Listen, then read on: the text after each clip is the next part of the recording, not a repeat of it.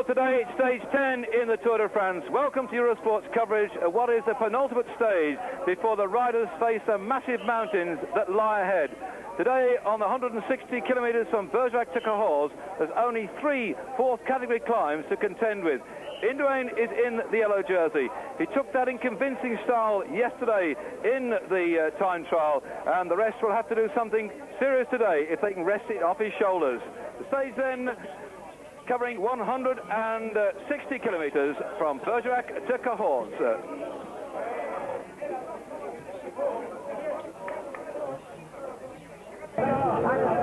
Over the top of this climb, these riders will have on the descent just 42 kilometres left of racing, just over 25 miles, so they should be into the finish round about quarter past four French time, and back behind them, chase being activated by that great climber, Van Tunisa. The other riders who got penalised yesterday, saying Brooks, the climber, got penalised 2 minutes and 30 seconds. Bert Voskamp got knocked back 5 minutes.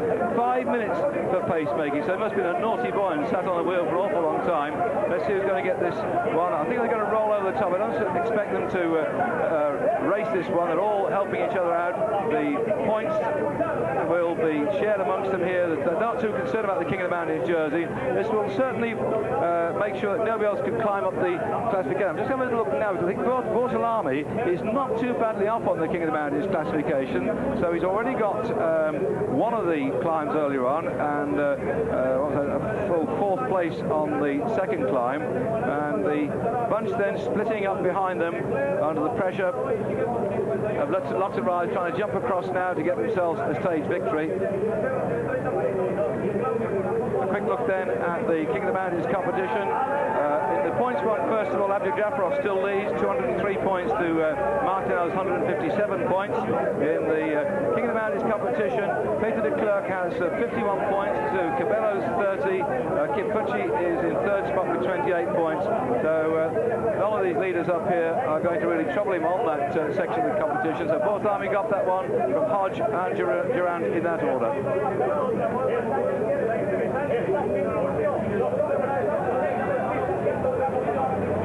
So Peter de Klerk is polka dot jersey, safe on his shoulders, but these fourth category climbs do not carry anything like the same number of points that we get when we go up into the big mountains, so he might well find himself under pressure there. I noticed another lot of riders going up to the front. It looked like number 181, that was 191, Schmiel, pushing his way towards the front. That has broken up the rhythm of the Benesto team.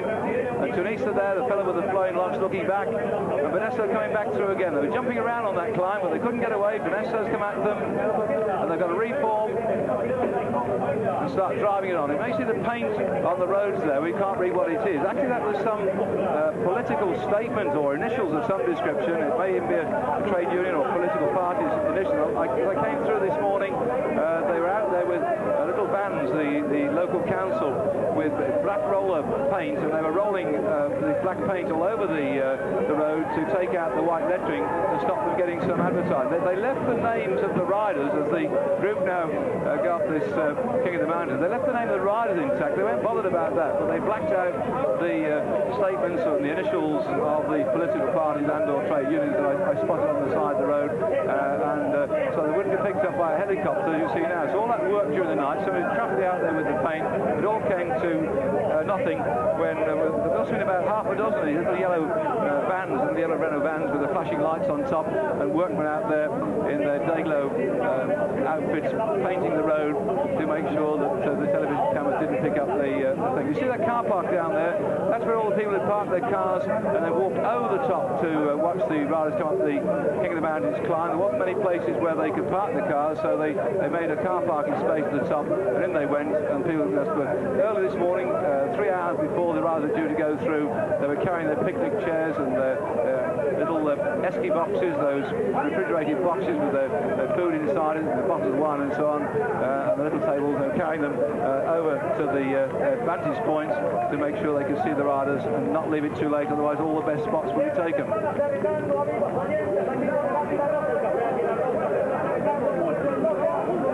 Hodge still hanging on at the back here. Well, the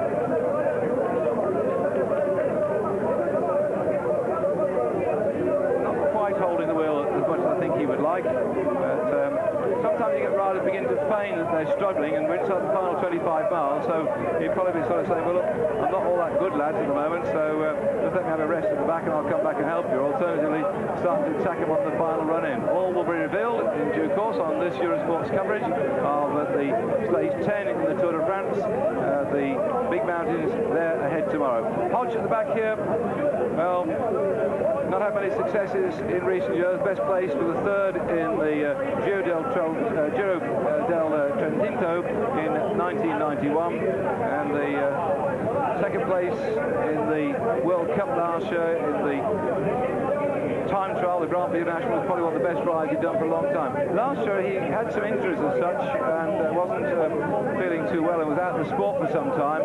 He didn't finish the Tour de France last year, and so he had a 93rd place the year before that, 67th, 34th, 83rd, those sort of positions that Hodge's been getting in the racing. He got a stage victory in the Criterium de la Route way back in 1992, but last year not one of his best ones, and this year he's had a 4th place in the Tour of Aragon. That was Stephen Hodge, we had to look at further up the road there.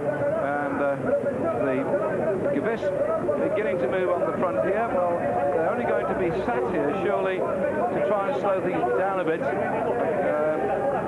Oh, sorry, they must be accelerating, that's right. Gewiss are trying to help out now. Well, I'm not sure why, except perhaps Benesto have got a bit stuffed, and they're fearing that the gap might grow a bit, because Gewiss, I'm just looking to see where their best place rider at the moment. Bjorn Rees is 6 minutes and 40 seconds down, so they certainly won't want to get to Bortolami too far away. And maybe they said, OK, we'll help you, Indre, and your Benesto team. And they're drifting away here at the front, or perhaps they're going to try and say, well, we'll catch that leading group and go for a stage victory. Bruno Campialta. Oh, there's another crash.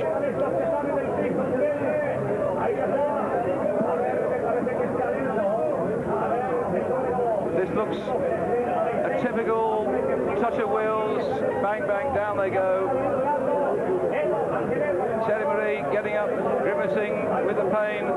The back wheels being knocked out. The mechanics see how quickly they're there with the spare wheels, looking around to see where their riders are. It's absolute carnage when this happens. Carnage as far as the bike's concerned, though very often the riders not too badly hurt, just their pride, and they've been brought down and some clown has switched and caught a wheel in front. Some riders can never really follow a wheel. Some riders are always in trouble, and there we see Thierry Marie being pushed back into the action. Did a great ride yesterday in the time trial, and Thierry Marie at the moment lying 5th overall in general classification, 5 minutes and 51 seconds in arrears. And he can't quite get himself rolling, getting his feet back on the pedals. The mechanic having to give a fair old push here to get him back in the action. That was a disappointment for Marie. He's got to fight his way back up now. And they're all getting together. Motte here was also held up in that crash, so Charlie Motte and Thierry Marie will get together. Thierry Marie yesterday 4th in the time trial, 4 minutes and 45 seconds behind Miguel Indurain. Just what we've got here, 30, about 40 odd seconds just in front of Chris Boardman.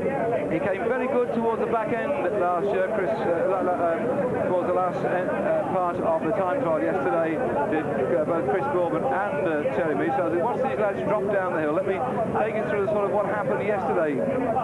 Boardman 7th at the 29-kilometre checkpoint, went to 6th at the 54-kilometre checkpoint, and then 5th at the 64. So he kept up from 6th to 5th toward the back end of the race, did Chris Boardman.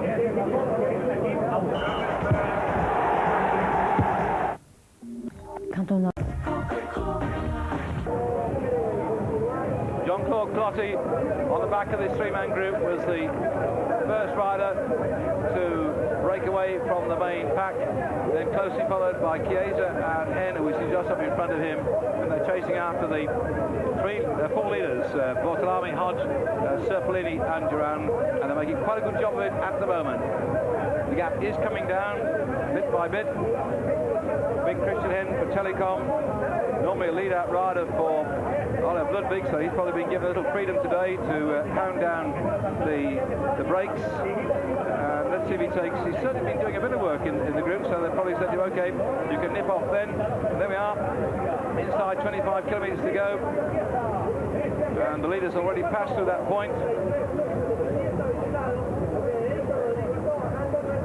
Galati on the front. Hen goes through, so yes, he's abandoning interest now in looking after his best sprinter in the team, Ludwig. Ludwig probably said wave goodbye to any chance of winning the stage now. Jean-Claude Galati at the back. Another very seasoned rider, been a professional there since way back in 1987, so he's got a lot of experience in his head and several successes too. He won a stage in the Tour de France way back in 1992 when he finished 95th all over. That's the Gan rider moving through to second spot at the moment. Stage victor too in the Cement Catalan, stage victor in the Midi Libre. On the front is Bergerac-Cahors, man without any successes. He always managed to finish third, fourth or fifth. Usually gets swallowed up. The bunch still activated by the Benesso team. This is playing right into the hands of Tony Rominger, who yesterday lost a few vital seconds in the time trial when he had the misfortune to puncture, and so must have upset him psychologically, but Rominger was quickly back on his bike, and in fact towards the end of the time trial yesterday was not losing so much time on Indurain. I think that's a very good thing indeed. He only lost some 10 seconds in the last 10 kilometres, did Rominger. He was 1 minute 50 seconds down on the 54 kilometre point. By the time he got to the 64 kilometre point, he was 2 minutes down, but he only lost 10 seconds therefore in those final 10 kilometres yesterday. He lost most of his time, did Rominger, in the first half of the race. The first 29 kilometres he lost 1 minute 24, but more or less held it thereafter, losing no more than about a second a kilometre. 3:10, it's gone up again. It has now extended, so the peloton disrupted, I think, by all the jumping about that went on. So it's now gone up to 3 minutes and 10 seconds to the main group.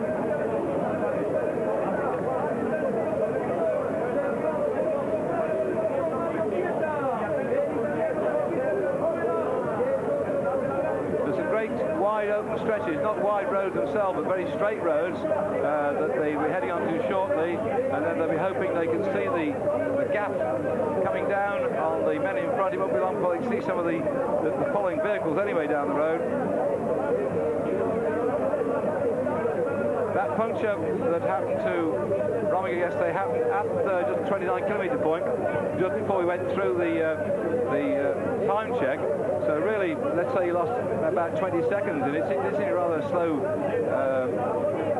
wheel change. Thereafter, Rominger was holding Indurain, so that I think bodes rather well for the uphill time trial we've got in this race, because we've got another time trial yet to come, and it grows gradually uphill. It's not a true out-and-out steep mountain time trial, but nevertheless it is a long drag of a climb, and that may well suit Rominger if he's going to do anything to cut the gap, if it still exists by the time we get there. That'll be stage 19 from Cluj to Morzine-Avoris, and it starts at 450 metres above sea level and goes up to 1,850. A sort of quick flash of why the main field aren't too bothered about these riders. None of them in serious contention for the yellow jersey, just looking for a stage victory today. 77th Christian Hen, and now Bergerac-Cahors will take off his little hat. Big fella, this Hen.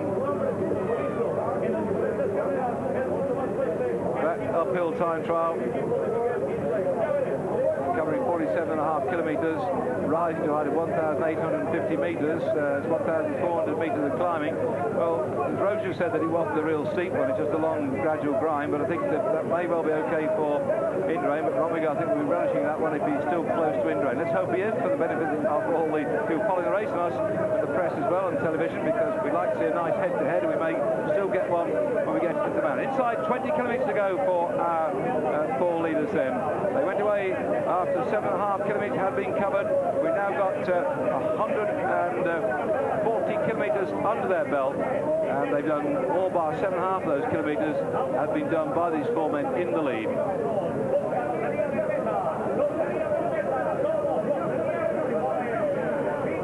Well, we're heading on down now in towards the finish at Cahors.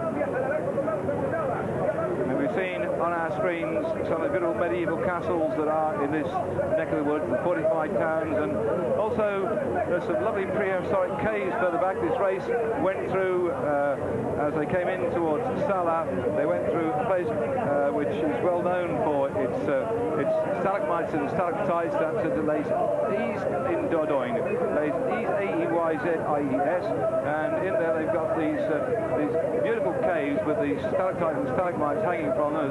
Durand then sticking on his little sweatband, stop the sweat running down inside his eyes, all of them using these very special sunglasses now to keep the grit out of their eyes and the sun out of their eyes. And still Hodge keeping that crash hat on at the moment. Much development gone on in these crash hats, so the air will come through the slots to keep your head cool, but nevertheless many of the riders prefer to take them off under these conditions. I see the Cahors is still riding with his little standard cotton cap on his head, and usually pull the peak down, these riders do, to stop the sun as well, also burn their face because their noses get extremely red hot. And in fact yesterday I saw the Motorola ride, they must have done the same thing this morning as well, by putting some of this cream on, this white cream on their nose, on their lips, that you've often seen being worn now by footballers and tennis players that are exposed to the sun for hours after hours, just to ensure that they don't burn. In fact, yes, I think Hens also had his nose painted over with that white cream as well. So, beautiful part of the world then. The caves went through right in the heart of Périgord, in the cliffs of the Bergerac-Cahors, that grand grotto. And not only they got these lovely stalactites and stalagmites in the grotto itself, but the way in which the rocks overhang, they've actually built houses up into the rock as well. So there's some really historical part of France, this one, but also one which has got a lot of scenic beauty as well. If you go into the caves, the constant temperature is 16 degrees as well, so it's just holding it. Maybe compare what we've got out here today, it's almost like going into a fridge, I suppose, because it's at the moment it's around 32, 33, that's 90 degrees Fahrenheit. Caves at Hen and Colotti still chasing after our 3 breakaways. This has been a tough old day for these riders, and they'll be drinking water all the way through now. When they get back tonight, they'll be even taking on more and more and more. Look at that string. The speed has gone back up again. It was a gap of 3 minutes and 10 seconds to the peloton. A gap that had been cut at one time to something around about 2:10, 2:45. It went out to then 3:10, the last check we got. So I think they realised that if anybody's going to jump that gap, you've got to close that gap down considerably. They're through the 20k to go mark.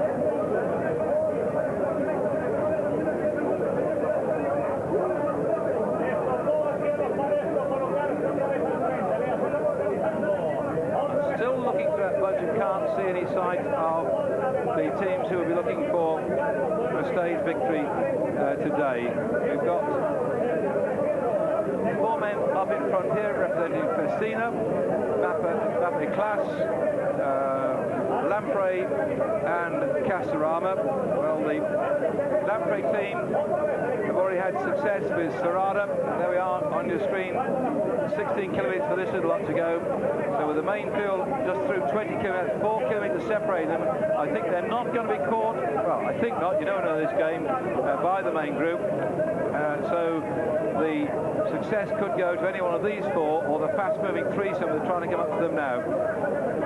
Looking down this little group, that pink and blue jersey of the youngest rider in the race for the Lamprey team. They've already had a stage success, with Serrada winning a stage in the race. Team cars coming up here, perhaps to give the happy news of the gap back to the main pack. And also probably to warn them about that very fast-moving threesome coming up, because that could really catch him napping if those 3 got up to them. It would aid the speed of the breakaway, because certainly they could all work together. But now there's a lovely little bridge here over the River Lot on the left-hand side. And also, I don't know if you see it on our camera, but there's a wooden bicycle. It's about 12 feet long. The wheels are actually cartwheels of a cart, and the frame's been made out of logs. And here we are, 125 back, and the handlebars all cut out of wood. It's been draped with greenery as well, so we may or may not see that one in Verve, but just shows you the degree of trouble that people go to decorate their towns when the Tour de France comes through. The Tour de France is a great festive occasion. The spectators, they've been understanding cycle racing. Remember, this race dates back to 1903. They've read about it since they were children, and they just love to come out, and all the villages entered into the whole spirit of things with decorating their towns.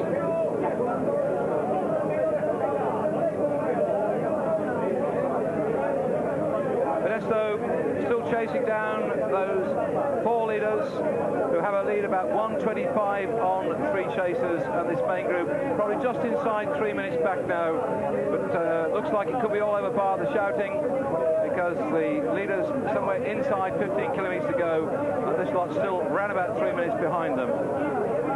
That little village of Vers, where the 4 leaders were heading through, is 16.5 kilometres from the finish, and they're getting now closer and closer to this large mass crowd in Cahors, where, to the best of my knowledge, I'll just check my little facts here, I don't think we've ever had a stage finish before in the Tour de France, so it's a new occasion as far as the town here is concerned. We've left Bergerac this morning, well known for the Durand de Bergerac. In fact, they gave us lots of little folders with a cutout of Durand de Bergerac with his nose, his flowing locks, and his fancy hat with a feather in it over in the press room yesterday. And the people here in Cahors are going to watch the finish of the race for the first time. 21,000 inhabitants in the village of Cahors, and a well-known area where they produce wine, which in years gone by was exported to, well, it is exported now, but they've started off exporting it to Italy, to England, to Spain, and to Germany, and they use the river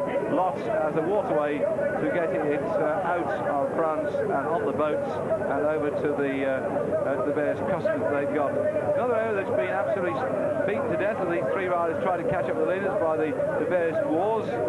Way back in the Religious War, it was burnt down by the Huguenots in 1580. Well, they've built it all up since then, and still you can see the embattlements here because there's been so much fighting on these areas over the years. Of course, this part of the world was not so much caught up in the Second World War.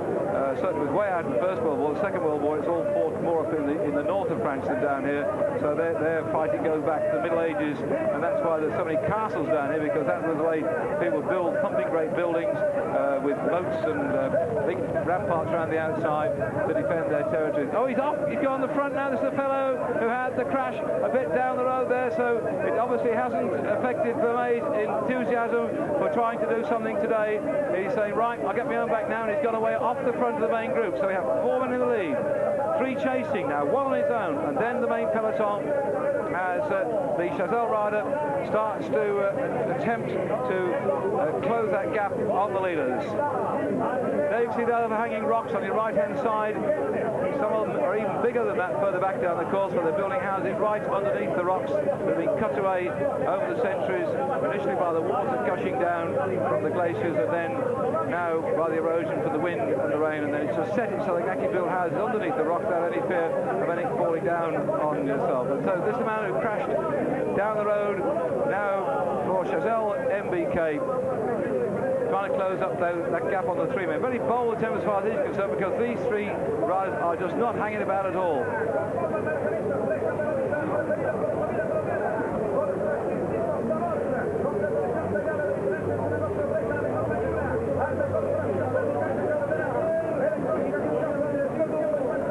Easing back, and there, that's through a lot, and there's the bridge, and just ahead of these riders now the run down into Cahors. Great sweep of the weir.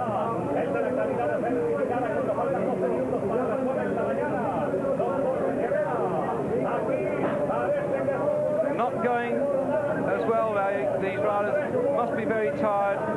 They just seem to be just ticking over. They're not putting in the same amount of pressure on the pedals they were doing before, so perhaps the 3 chasers might get up to them. Here they are, they're coming very fast indeed. They surely will be able to see them before long.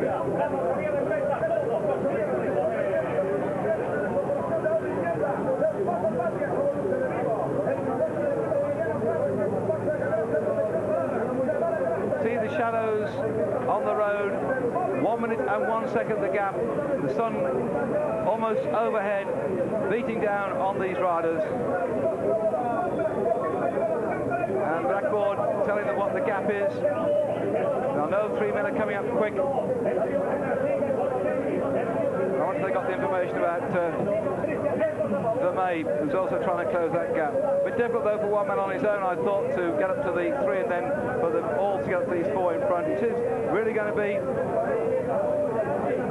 a close run thing as Hodge, you can see them easing his back then.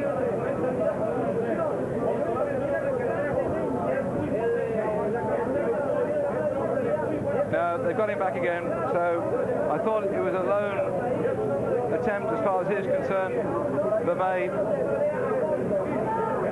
and he's been hauled back in.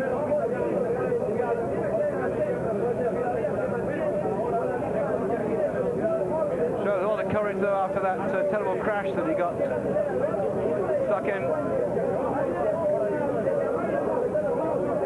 Well, whilst we're going alongside that lazy, meandering river, locked past the fields and the woods and the fairy tale chateaus, fortified towns, sky now.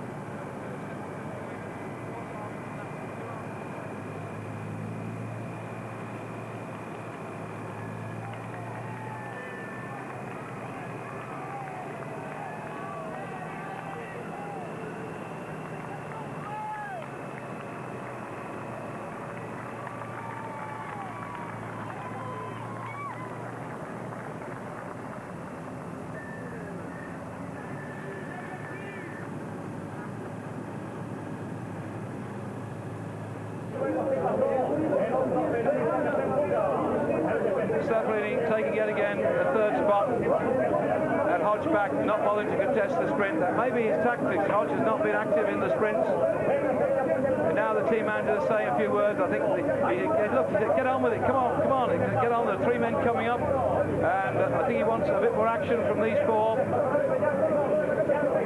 No one wants to do too much work now. They want to save themselves these long, gradual uphill sprints. You see, put his thumb back, say, hey, there's 3 chaps coming up a bit quicker. Remember, those 3 chaps coming up are now about a minute back, have been in the main field, and there they are, been in the main field. So right now, they will have had the rest of the peloton for shelter until they took off just about 10 kilometres down the road. So for those 3 chasers, not quite so tired as the 4 men in the front.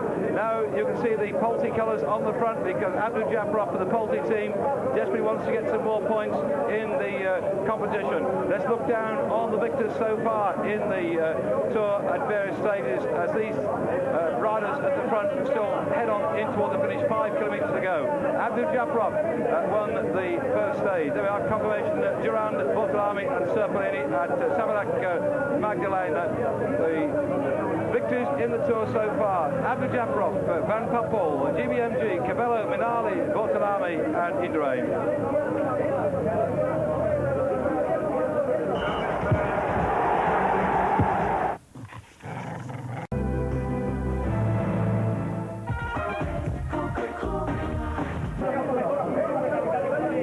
Leaders well in towards the finish. They've gone through the last sprint at 10.5 kilometres. That's the Savnak-Magdalene.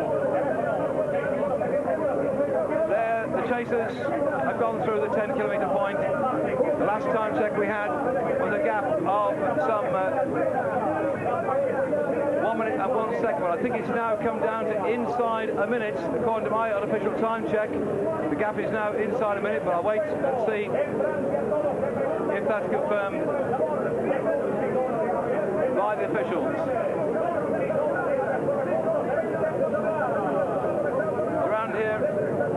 those very thick rims on the back of his bicycle. The Italian company, Camagnolo, have been very much in the forefront of making V-section rims, and that Chamal rim, as they call it, used by Miguel Indurain yesterday, and they make it with very, very few spokes indeed, and it makes it very, very light wheel, although the thick...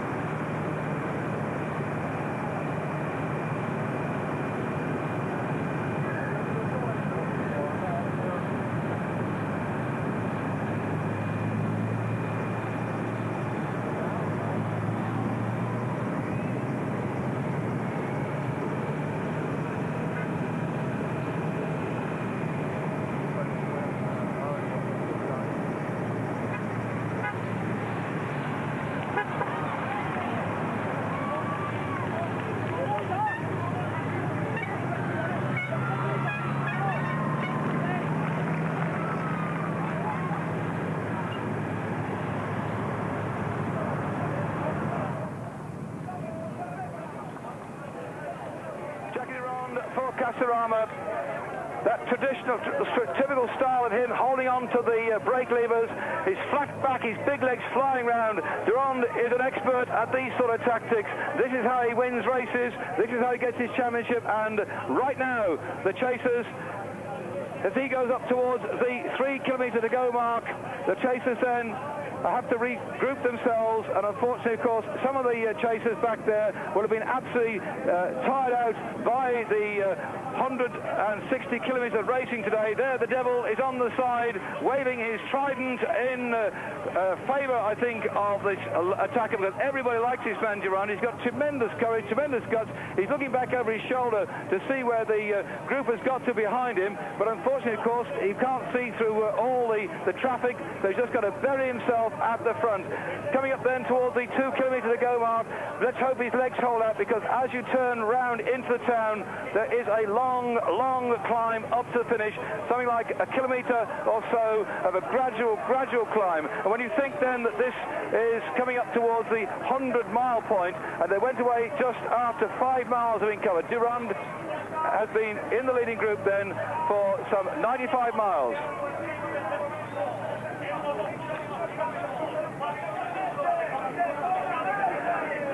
Well, with 3 kilometres to go then, well, these riders chasing after. I'm sorry that we lost our sound further back down the course from you. Just to put you in the picture, that about 5 kilometres from the finish, Jackie Durand attacked the riders he'd been with since they broke away this morning after 7.5 kilometres had been covered.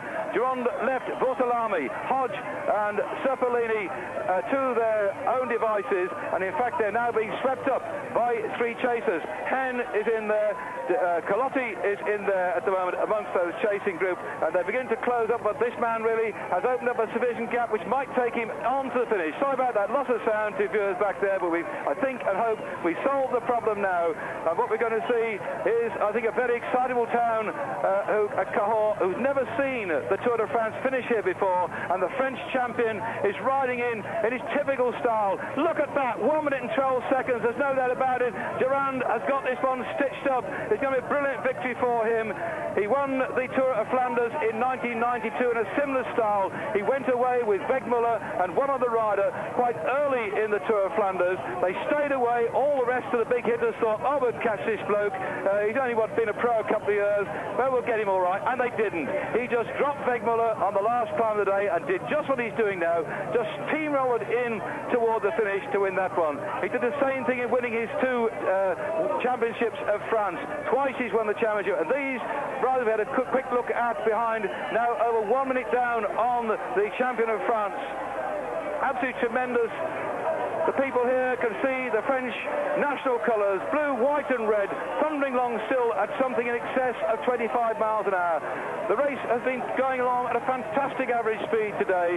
The time check we had about 2/3 the way through the race said they'd been averaging 28.5 miles per hour, and that in the intense heat, it's 32 degrees centigrade, that's 90 degrees Fahrenheit, and the sun has beat down on the backs of these riders all the way through, and Jackie Durand has been in the leading group now for some 95 miles. He's going to savour this victory, I'm sure, for a long time to come.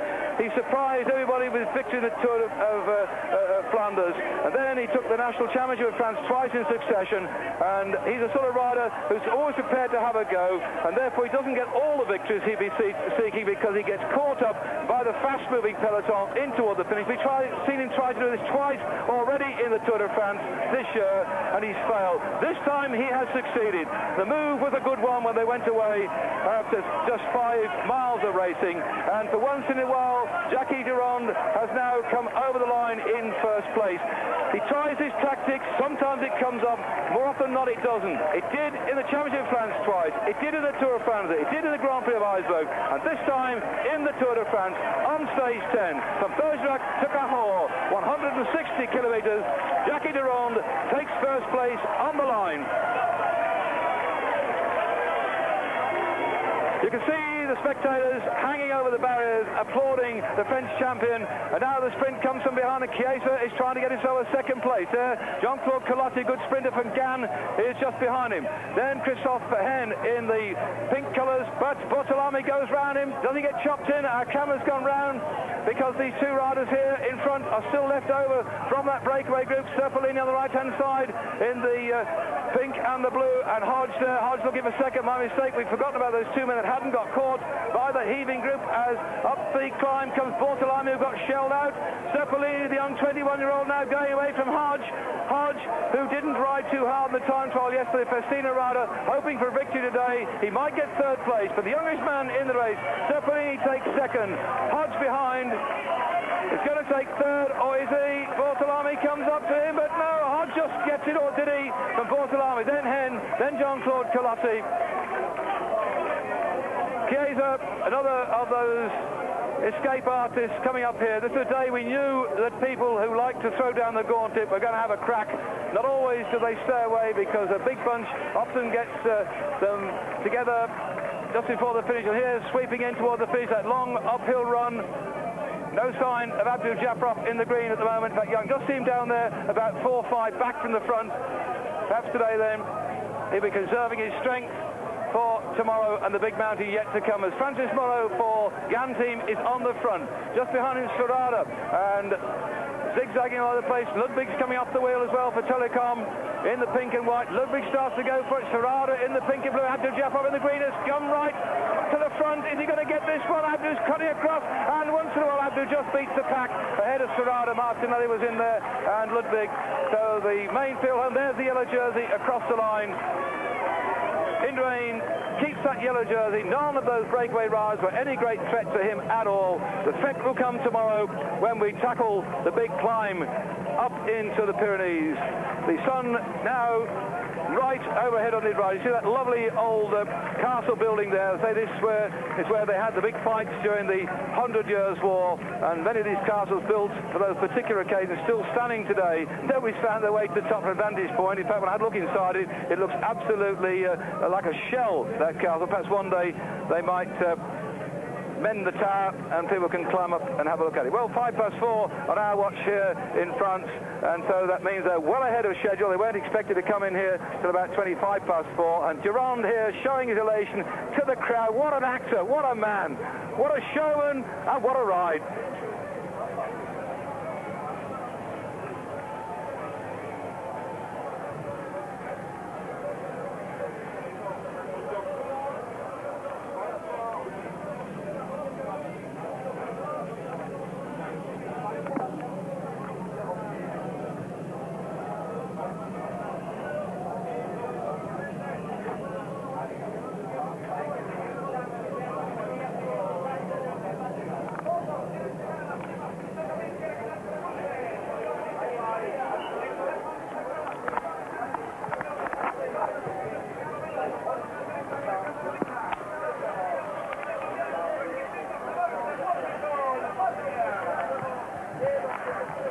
Second place then for the Italian rider. Third to Hodge, fourth to Bortolami, fifth to the German rider Hen, sixth to the Frenchman Jean-Claude Colotti. 3 hours and 38 minutes for the 100 miles today. And Abdul Jafarov challenging Sferrada from the bunch to get more points in defence of that green jersey. Gets it this time. He hasn't had a very good run of successes, Abdul Jafarov, since he took stage 1, but a row of good placings that kept the green jersey on his shoulders.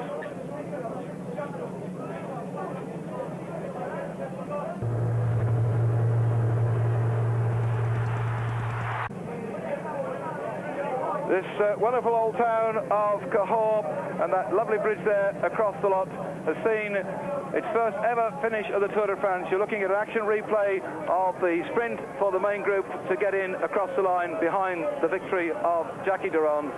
Abdul Jafarov getting it right this time, this long uphill run. Abdul's doing a tremendous ride overall, by the way. He's lying in 12th spot 6 minutes 45 seconds down on Durand, and that just shows that Bergerac-Cahors could time trial. He did a good time trial ride yesterday, apart from sprint as well. He's a very courageous bloke. Even in the mountains, he's certainly going to bury himself to try and stay up near the front of the race. He doesn't give up that easy. A lot of sprinters I know in the old days would just sit around, they get out their watches, and they try and decide what the cut-off point was for the stage, and they just stay within that cut-off point all the way through, and then they'll be quite happy to get up and ride the next day. But not Bergerac-Cahors, he's always trying to go out there and have a go. And here we are, this lovely old town has seen a beautiful victory, great victory then for France, as over the line, Jackie Durand, you could see the elation on his face there. Confirmation then 3 hours, 38 minutes and 11 seconds. Serpellini was pleased with that one too, the young lad. Let's hope he lasts the whole way around the course, but sometimes they take these young riders out because of the damage that can happen to them on Tour de France, which is really something that the established and more experienced riders are inclined to get, because they know what it's all about. Jackie Durand then going forward now to the crowd's applause here at Cahors.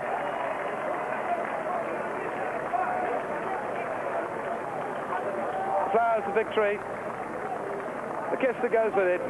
You see him smiling there. He's a very likeable lad, actually, and I know that Stephen Roche, who I hope will join me tomorrow or certainly the next day, will give us a few words about this character, because he's ridden with him and he knows the sort of lad that he is. And so it's great, unfortunate that Stephen couldn't be with us today, and we wish you and the family well, Stephen, and every sympathy for today as far as you're concerned. So then the Castorama have got the lead, got the success today, and it was Jackie Durand that got the stage.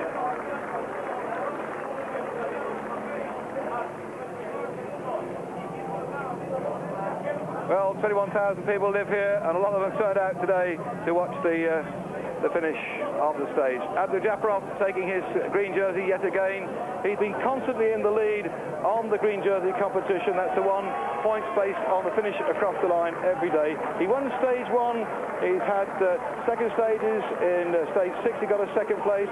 Got a second place on stage 7. So Bergerac-Cahors now taking that green jersey yet again. It's one that he's worn before in the Tour de France. He's taken this one all the way into Paris in the Champs-Élysées, where, of course, some years ago he set that amazing picture of crashing into the barriers, and everybody remembers that one because it was the most spectacular crash. But let's hope he keeps upright. And Bergerac-Cahors now, with the mountains facing him tomorrow, didn't get his sprint success today as regards getting the overall victory, but he beat the rest of the bunch, and psychologically he certainly will be happy to have got in front of Ludwig and here in front of Serrada. And there he goes, Martinello just behind him as well. So Abdu showing that turn of speed. Bergerac up on the podium to collect yet another yellow jersey and yet another lion as well. The Credit Lyonnais every day present one of these lions. Well, he got his first one for wearing the yellow jersey yesterday. He's now got another one to go with him, so he's got quite a zoo at home, I should think. Goodness knows what he does with his yellow jersey. The lions. I have to find out one day. The yellow jerseys, of course, are very much prized possessions and often signed by the riders and then framed and given to very important people. Banesto, the bank that sponsor him, have said that as long as Durand goes on winning, they'll go on sponsoring. But they've cut out all their other sponsorships, the bank having gone into serious financial trouble.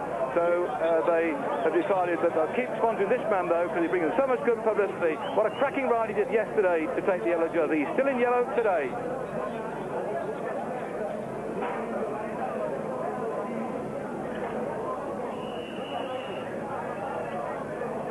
He can thank his Banesto team, can Miguel Indurain, for keeping that yellow jersey on his shoulders. Because at one time it looked like Bortolami, who had a lead of some 4 minutes at one point on the lad in the yellow jersey here.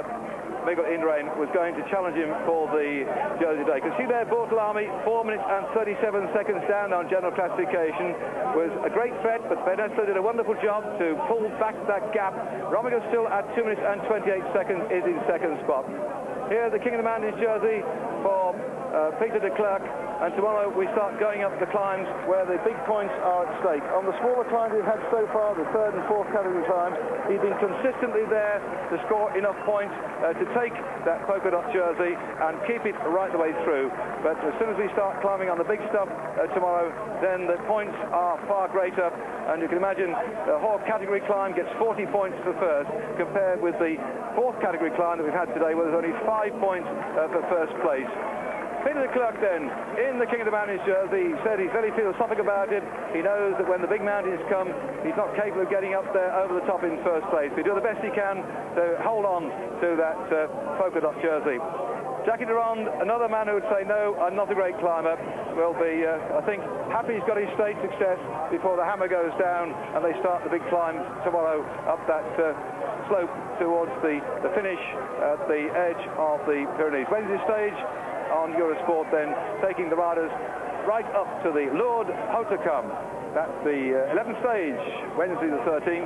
Confirmation of Durand's position there, just ahead of Serpellini by 55 seconds. That shows you how fast he went in the final 5 kilometres when he sprang away from the breakaways. So that was Rob Ben here in Cahors.